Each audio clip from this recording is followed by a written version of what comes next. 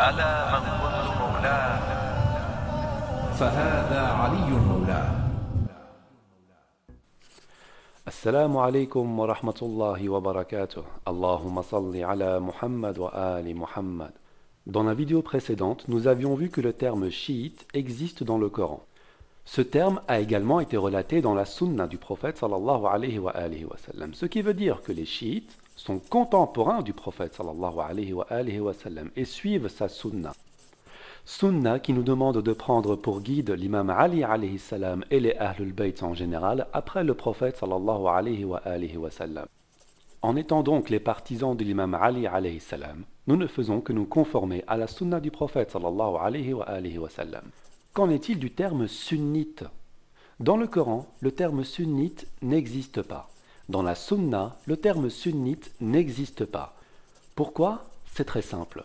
Le sunnisme est constitué de 4 écoles fondamentales. Pour être sunnite, il vous faut donc appartenir à une de ces 4 écoles. L'école hanbalite, dont le fondateur est né en 780, l'école shafi'ite, dont le fondateur est né en 767, l'école malikite, dont le fondateur est né en 713, ou l'école hanafite, dont le fondateur est né en 699. Mais attendez, 780, 767, 713, 699. Le prophète sallallahu alayhi wa sallam est décédé en 632. Ce qui veut dire que Ibn Hanbal, Abu Hanifa, Malik ou Shafi'i n'ont jamais vu ni entendu le prophète sallallahu alayhi wa sallam. En plus, ils n'ont jamais vu ni entendu Fatima Zahra alayha salam, ni même Ali alayhi salam, ni même la génération suivante, Hassan et Hussein alayhum salam. Mais en plus, ils n'ont jamais adhéré à la pensée des Ahlul Bayt alayhum salam, qui était pourtant une obligation du prophète sallallahu alayhi wa sallam.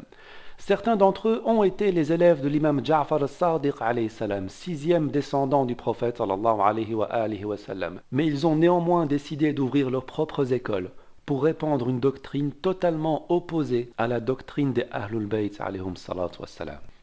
Donc, dire que le chiisme a été inventé bien après la mort du prophète sallallahu alayhi wa sallam est totalement faux. Et dire que le sunnisme existait du temps du prophète sallallahu alayhi wa sallam est totalement faux. Ils ne sont apparus que 3 générations plus tard. Il serait donc grand temps de revoir votre cours d'histoire. Assalamu alaikum wa rahmatullahi wa barakatuh. Allahumma salli ala Muhammad wa ali Muhammad.